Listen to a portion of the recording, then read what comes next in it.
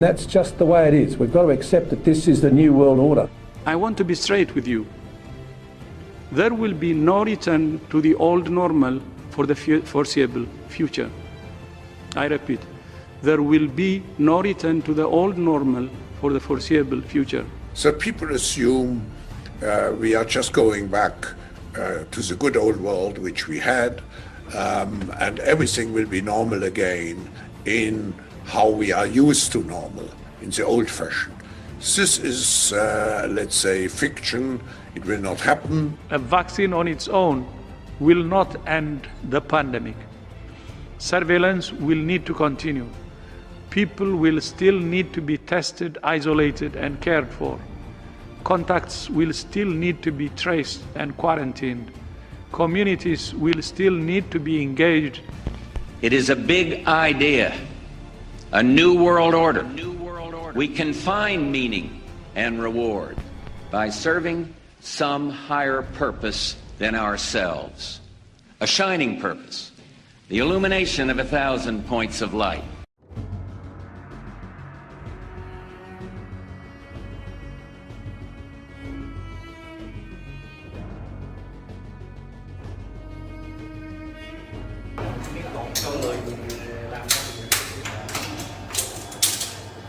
Rồi, có điện rồi.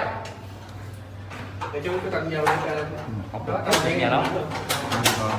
Chưa cần cút. Dũng vô không Dũng? Đợi test. Vô lên Dũng. Vô trong kìa. Vô đây kìa Dũng. Rồi đó. Đó.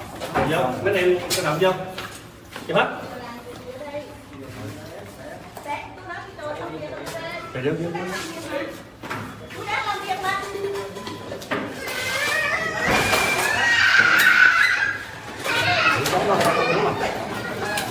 Mẹ đây tôi đi ra ngoài.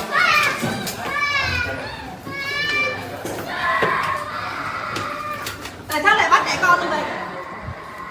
Cười ghê, người ta đang làm việc mà cứ nhào vô đầu cửa làm đủ trời.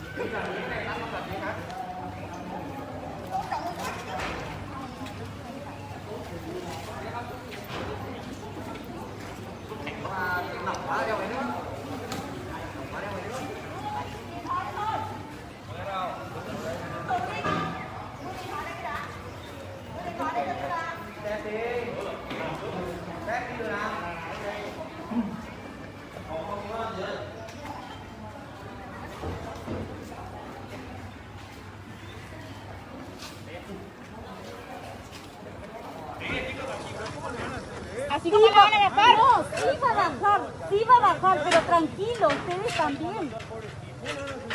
Todo nervioso acá.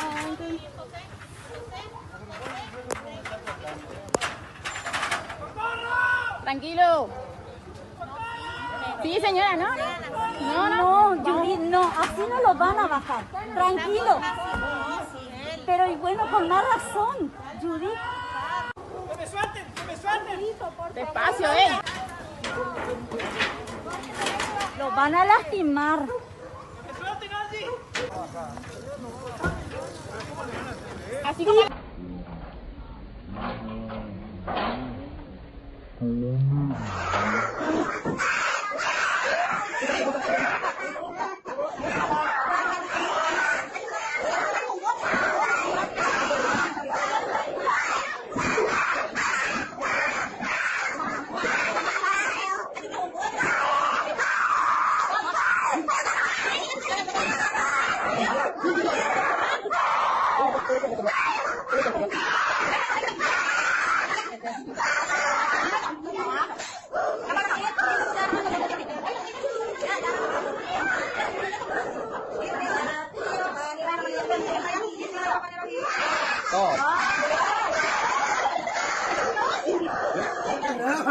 Dai, rapaz.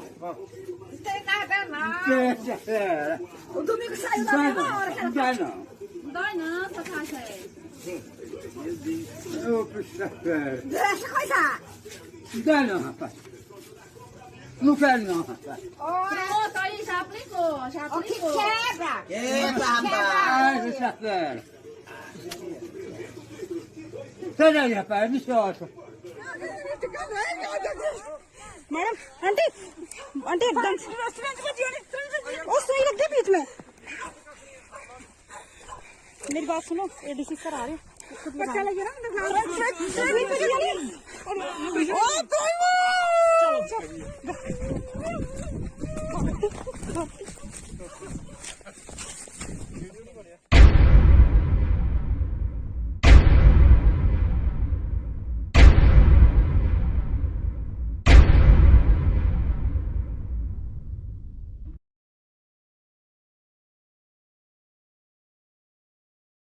Više informacija o nabavci prirodnih biljnih lijekova te programa detoksa, to je čišćenje crijeva, jetre, pluća, drugih organa kao i čišćenje organizma općenito, te programa prirodnog liječenja lakših, težih i najtežih oboljenja možete pronaći na našoj stranici Organizacije obrane zdravlja na kontakt broj 095 9192 134, za inozemne pozive 00385 9591 92134.